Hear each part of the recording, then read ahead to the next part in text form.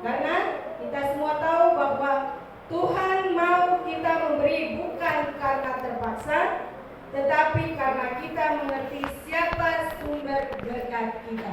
Tadi sudah disinggung oleh Bapak Ilot di dalam pelajaran sekolah saya. Jadi kita akan melihat yang pertama, apa itu perpuluhan. Sudah jelas di dalam Imamat 27 ayatnya yang ke-30, di dalam ayat ini kita, di sana dikatakan kepada kita bahwa segala persembahan persepuluhan dari hasil tanah, baik hasil benih di tanah maupun dari buah pohon-pohon, adalah milik Tuhan. Itu adalah kudus bagi Tuhan. Jadi sejak perjanjian lama, Tuhan menetapkan bahwa 1/10 dari penghasilan umatnya adalah kudus bagi Tuhan.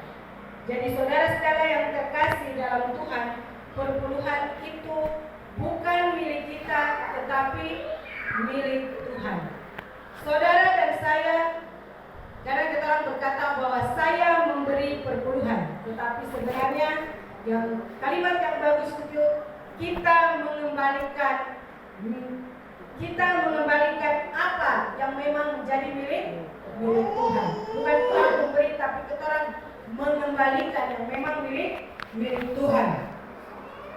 Tadi dikatakan bahwa di dalam Imamat 27 ayat yang ke-30 bahwa perpuluhan itu adalah kudus.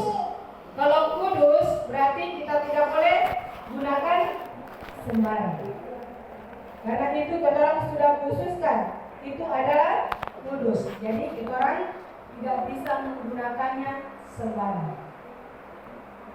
Yang kedua, kalau tadi yang pertama apa itu perpuluhan, yang kedua mengapa kita orang perlu memberi perpuluhan? Tuhan meminta kita memberi perpuluhan. Pertanyaan, apakah Tuhan membutuhkan uang kita? Ada yang bisa jawab? Tidak. Terima kasih. Tuhan tidak membutuhkan uang saudara dan saya. Tuhan punya semuanya. Saudara dan saya juga milik Tuhan. Tetapi di sini kita orang memberi perpuluhan adalah cara Tuhan mendidik kita. Dengan memberi perpuluhan ada 3 hal yang kita orang akan pelajari bagaimana cara Tuhan mendidik kita. Yang pertama, di saat kita orang memberi perpuluhan, kita orang belajar taat. Ya, jadi ada 3 hal. Yang pertama, di saat kita orang memberi perpuluhan, kita orang belajar taat.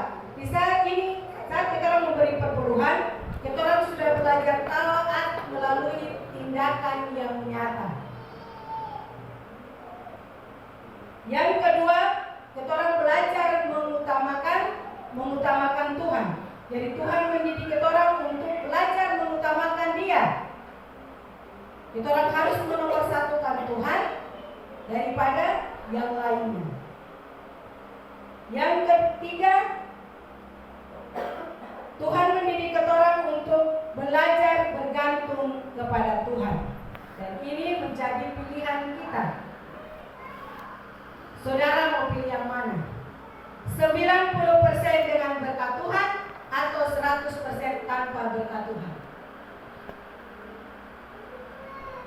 Saudara boleh pilih sendiri. Itu pilihan saudara. Tidak ada yang bisa memaksa saudara. Saudara mau 90% tetapi saudara hidup dengan berkat Tuhan, atau saudara mau 100% tanpa berkat Tuhan? Jawabannya akan kembali kepada masing-masing kita.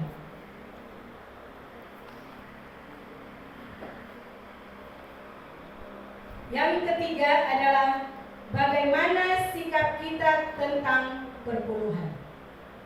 Tadi pertama, apa itu perpuluhan? Yang kedua, mengapa kita orang perlu memberi perpuluhan?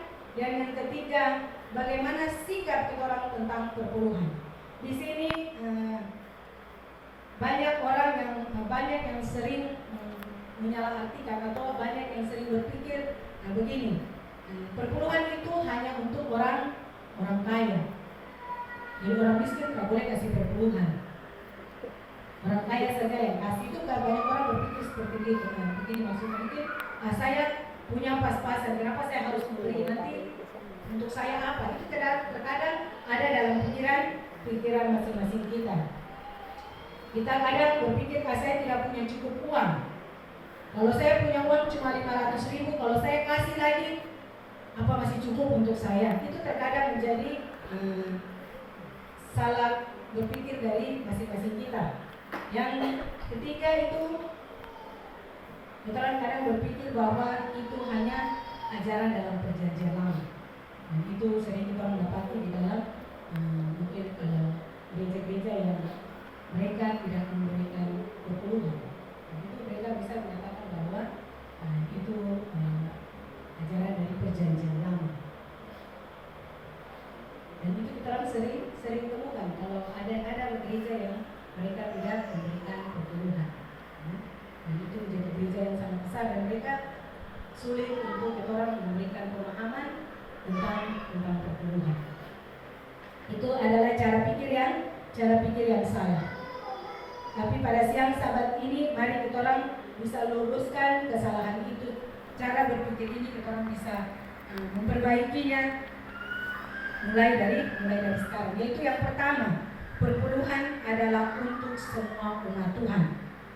Orang Israel kaya atau miskin tetap diminta mempersembahkan 10%. Ini bukan soal besar atau kecil, tapi soal kesetiaan. Berapapun yang saudara bawa adalah kesetiaan daripada saudara.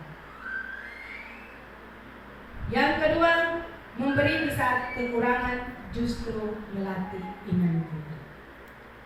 Jangan kita orang sudah, saya punya banyak uang jadi saya bisa memberi. Tetapi kalau saya punya uang yang kurang saya tidak memberi. Tetapi saudara, di sini dikatakan bahwa di saat kita orang memberi dari kekurangan itu melatih akan iman kita. Kita dapat mengingat di dalam 1 Raja-Raja 12 ayat 8 sampai ayat 15, di sana diceritakan tentang siapa? Tadi cerita anak-anak tentang Elia, tetapi ada cerita tentang janda di Sarfat. Itu luar biasa. Janda ini kita sudah tahu ceritanya. Dia lebih mengutamakan memberikan kepada Elia terlebih dahulu. Dan apa yang terjadi? Tuhan memberkati janda ini. Ini luar biasa. Dia memiliki janda ini, Tuhan pelihara dia di masa kelaparan karena dia taat memberi lebih dahulu kepada Nabi Elia. Dan yang ketiga, perpuluhan itu relevan dengan perjanjian baru. Jadi kita tidak bisa katakan itu cuma ada di perjanjian lama. Di dalam Matius 23 ayat 23 di sana dikatakan bahwa orang Farisi itu rajin memberi perpuluhan, tetapi mereka merupakan keadilan, belas kasihan dan kesetiaan. Tetapi di sini ayat ini katakan bahwa Yesus tidak membatalkan perpuluhan, tetapi mengajarkan bahwa hati kita juga harus benar. Jadi tidak ada yang mengatakan bahwa perpuluhan itu tidak ada. Perpuluhan itu cuma ada di zaman perjanjian lama, tetapi ada juga di perjanjian baru. Sering ayat-ayat ini yang membuat kita kadang-kadang menjadi ragu kalau orang mengatakannya kepada kita orang, kalau kita orang tidak bisa untuk